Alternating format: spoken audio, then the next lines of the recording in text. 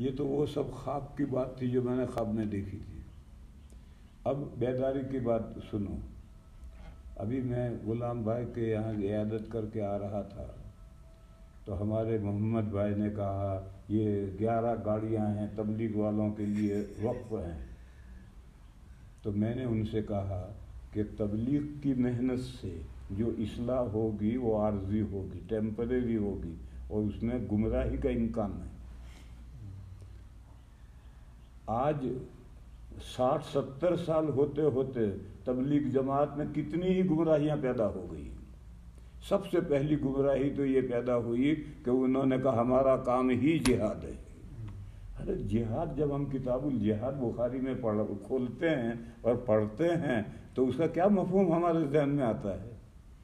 انہوں نے کہا نہیں ہمارا کام ہی جہاد ہے. تو پہلی گڑبڑ تو انہوں نے یہ کر ڈالی. دوسری گڑبڑ انہوں نے کہا کہ دین کا کام ہم ہی کر رہے ہیں، حضور والا اور صحابہ والا کام ہم ہی کر رہے ہیں. یہ وہ سب گمراہیاں ہیں جو تبلیغ میں پیدا ہو گئی. اور چھوٹی چھوٹی گمراہیاں تو بے حساب پیدا ہوتی. میں نے محمد بھائی سے کہا مدرسے قائم کرو اور مدرسوں میں مضبوط تعلیم دو. پائیدار ہدایت یہ ہے. یہ تبلیغ سے جو ہدایت ہے وہ تو گمراہی میں مثال دوں. دنیا میں دین پھیلا ہے خانقاہوں سے، بزرگوں سے، اور دنیا میں بدعتیں اور گمراہیاں پھیلی ہیں ان پیروں کے لونڈوں سے، لڑکوں سے. یہی پیروں کی ابھی آگے نسل چلتی ہے تو یہی سب کو گمراہ کرتے ہیں.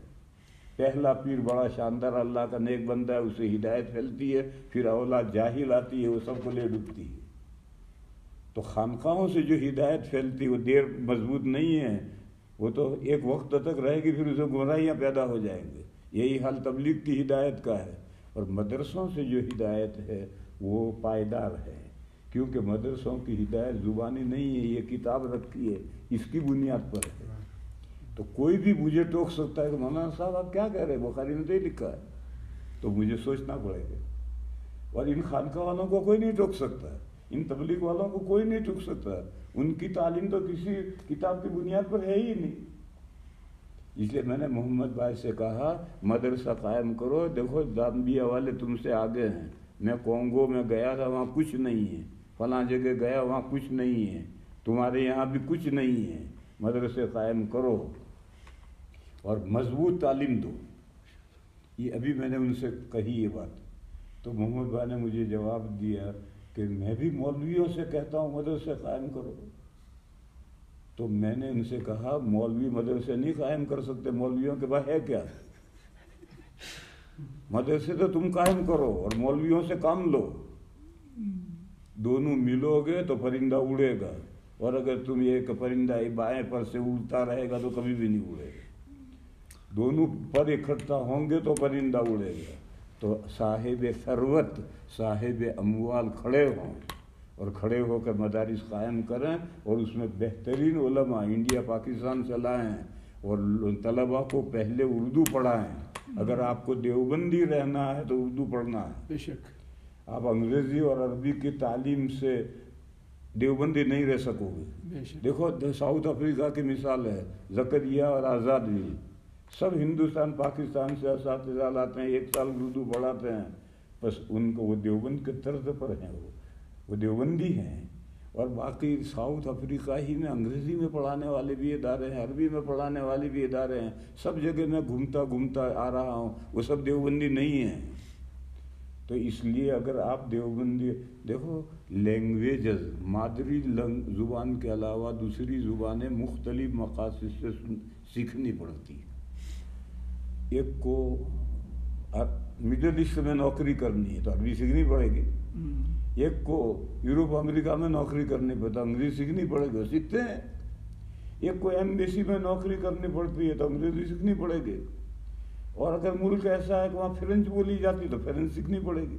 تو ایسے اگر آپ کو ریلیجن مذہبی کو باقی رکھنا ہے، دیوبندی رہنا ہے، تو آپ کو عربی کے ساتھ اردو سیکھنی پڑے گی. اردو سیکھے بغیر آپ دیوبندی نہیں رہ سکتے. کہ یہ قرآن کریم تو ہے، عربی تو ہے، عربی تو ہے، اس کے تو 10 مفہوم لوگوں نے بیان کیے. مودودی کچھ بیان کرتا، دوسرا کچھ بیان کرتا، تیسرا کچھ بیان کرتا ہے. علماء دیوبند نے کیا مطلب بیان کیا ہے یہ تو آپ اسی وقت سمجھیں گے جب کہ آپ اردو جانتے ہو. رکابر کی کتابیں پڑھتے ہوں، ہمارے ان ملکوں میں بھوسا بھر گیا ہے لوگوں کے دماغوں میں، مولویوں کے دماغوں میں بھی، انگلش اسپیکنگ. ارے انگلش اسپیکنگ تو رہنے دو، لوگوں کو سمجھاؤ، لیکن قرآن و حدیث کو سمجھنے کے لیے آپ کو علماء دیوبند کی جو تبیین و تشریح ہے اس کو فالو کرنا پڑے گا، تو آپ ہدایت پر رہ سکو گے، ورنہ گمراہ ہو جاؤ. اور انگلش اسپیکنگ رکھو لوگوں کو سمجھانے کے لیے، لیکن خود سمجھنے کے لیے اردو سمجھنی پڑے گی. برطانیہ میں یہ آفت نہیں، عوام میں تو وہاں بھی یہ ذہن بنا ہے کہ امام رکھو انگلش اسپیکنگ، لیکن مدارس میں اور طلباء میں یہ ذہن نہیں ہے. امریکہ میں بھی یہ ذہن نہیں، کینیڈا میں بھی یہ ذہن نہیں. سب اردو پڑھتے ہیں، اردو کے ذریعے سے دورے تک نیچے سے اوپر تک پڑھاتے ہیں. افریقہ میں یہ ذہن بن گیا ہے کہ مدرسے بھی انگلش اسپیکنگ. ارے انگلش اسپیکنگ سے جو تیار ہوں گے یا عربی اسپیکنگ سے جو تیار ہوں گے میڈیم سے، وہ دیوبندی نہیں رہ سکیں. اور ہندوستان پاکستان سے بھی عالم لاؤ، مضبوط نام کے عالم مت لاؤ، اور مدرسے قائم کرو. محمد بھائی سے میں نے کہا کہ دیر پا ہدایت ان مدرسوں سے ہوگی، تبلیغ جماعت سے دیر پا ہدایت نہیں ہوگی. اس میں کچھ دیر کے بعد گمراہی آئے گی، جیسے خانقاہ میں کچھ وقت کے بعد گمراہی آتی ہے، لیکن مدرسوں میں گمراہی نہیں آئے گی. کیوں مدرسوں میں آئے گی؟ تو مدرسوں میں تو کتاب کے واسطے سے طالب علم کو پڑھاتا ہے، تو طالب علم اشکال کر سکتا ہے کہ یہ عبارت کا مطلب آپ بیان کرتے میری سمجھ میں نہیں آ رہا. اور ان کے یہاں تو کوئی واسطہ ہے ہی نہیں، خانقاہ میں بھی کوئی واسطہ نہیں، تبلیغ میں بھی کوئی واسطہ نہیں. کہ فضائل کی کیا؟ فضائل ہی دین تھوڑی ہی ہے، مسائل بھی تو دین ہے. تبلیغ کی ایک بہت بڑی گمراہی یہ ہے، سنو، ناراض تو ہوگے تم لوگ، برا تو لگے گا، مگر سنو. حضرت مولانا الیاس صاحب رحمۃ اللہ علیہ نے جب جماعت کا نظام بنایا تھا تو تبلیغ دین کے لیے بنایا تھا. یعنی ایسے بندے جو کلمہ تک نہیں جانتے میوات کے، ان کو گھروں سے نکالو، ان کو دین کی بنیادی باتیں سکھلاؤ.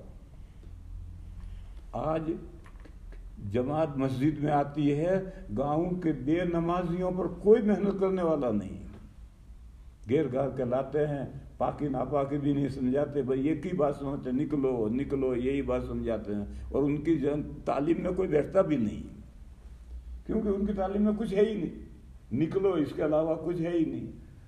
تو حضرت مولانا الیاس صاحب نے یہ جماعت قائم کی تھی تبلیغ دین کے لیے، دین پہنچانے کے لیے. اب جماعت کا مقصد ہو گیا ہے بقائے دین. جو دیندار بندے ہیں ان کو دنیا میں گھماؤ تاکہ ان میں دینداری باقی رہے. یہ بھی ایک اچھا مقصد ہے، برا مقصد نہیں ہے. اللہ پاک کا ارشاد ہے، یا ایھا الذین آمنوا اتقوا اللہ وکونوا مع الصادقین. صادقین کے ساتھ رہنے سے دین باقی رہے گا. تو بقائے دین بھی ایک مقصد ہے، میں اس کو انکار نہیں کر رہا. لیکن حضرت مولانا نے جو تبلیغ قائم کی تھی تبلیغ دین کے لیے، وہ تو مقصد بہت ہو گیا. میرے محلے میں جہاں میں 40 سال سے ہوں، ایک مرتبہ میں نے متولی سے کہا کہ ہمارے محلے میں 3 مسجدیں ہیں اور ہر مہینے میں جماعت آتی ہے. آپ یہ بتائیں اس 40 سال میں تبلیغ کی محنت سے محلے کا کوئی بندہ نمازی بنا؟ تو اس نے کہا کوئی نہیں بنا. میں 40 سال سے اس محلے میں دیکھ رہا ہوں، آوارہ نوجوان آوارہ بھٹک رہے ہیں، بیچارے پاکی ناپاکی بھی نہیں جانتے، اور جماعت مسجد میں ٹھہرتی ہیں، اپنی تعلیم کرتی ہیں، دوسرا تو کوئی بیٹھتا نہیں، وہی اپنی تعلیم کرتی ہیں اور تقریر کرتی ہیں عشاء کے بعد، تو نکلو نکلو، اس کے علاوہ کچھ نہیں کہتے. تو یہ سب سے پہلی گمراہی ہے. حضرت مولانا الیاس صاحب رحمۃ اللہ علیہ نے تبلیغ اس لیے قائم نہیں کی، تبلیغ قائم کی تھی تبلیغ دین کے لیے، دین دوسروں تک پہنچانے کے لیے. اب مقصد ہو گیا بقائے دین، اور بقائے دین کے لیے کہا ہم جہاد کر رہے ہیں. ارے بھائی جہاد کہیں کوئی چیز ہے؟ اب کتاب الجہاد جب کہ بخاری میں کھولیں گے تو ہم کیا سمجھیں گے؟ اور انہوں نے ساری دنیا کی آنکھوں میں دھول ڈال کر کے کہا ہمارا کام ہی جہاد ہے. اس لیے میں نے یاد رکھو بھائیو، تب خانقاہ سے جو ہدایت پھیلے گی آگے جا کے گمراہی آئے گی. تبلیغ سے جو ہدایت پھیلی تھی اب وہ گمراہی کے دائرے میں داخل ہو گئی ہیں اور طرح طرح کی گمراہیاں ان میں آ گئی ہیں. اور مدرسوں سے جو ہدایت پھیلے گی وہ ہدایت پائیدار ہوگی، کیونکہ مدرسے دائرے کا، میں ان سے اپنی بات نہیں کہوں گا، اس کتاب کے واسطے سے کہوں گا. اور اس کتاب میں لکھا ہے، میں جو کہہ رہا ہوں وہ سمجھ میں نہیں آئے تو اعتراض کرے گا کہ بھئی آپ جو بات کہہ رہے ہو تو بخاری کی حدیث میں نہیں ہے. تو واسطہ اور بلا واسطہ کا فرق پڑتا ہے. اس لیے میں نے محمد بھائی سے کہا کہ مدرسے قائم کرو. دیکھو ساؤتھ زامبیا تم سے آگے نکل گیا ہے، ساؤتھ افریقہ آگے نکل گیا ہے، اور باقی سب ملکوں میں نہ دارت کچھ بھی نہیں. اور یہ اس امید پر بیٹھے ہیں کہ علماء کام کر رہے ہیں. علماء کام کر نہیں سکتے، علماء سے تو کام لیا جاتا ہے. وہ آپ کے ہیلپر بنیں گے، اور مل کر کے مدرسے قائم کرو اور مضبوط تعلیم قائم کرو. انڈیا پاکستان سے مضبوط اساتذہ بلاؤ، اردو پڑھاؤ بچوں کو، اور اردو پڑھا کر ہو تو تم پھر دیوبندیت پر رہ سکو گے اور نہیں رہ سکو. یہ بیداری کی بات تھی جو یہاں آنے سے پہلے میں نے محمد بھائی سے کہی. تو ایک خواب کی بات سمجھا دی، ایک بیداری کی بات سمجھا دی، کھیل ختم.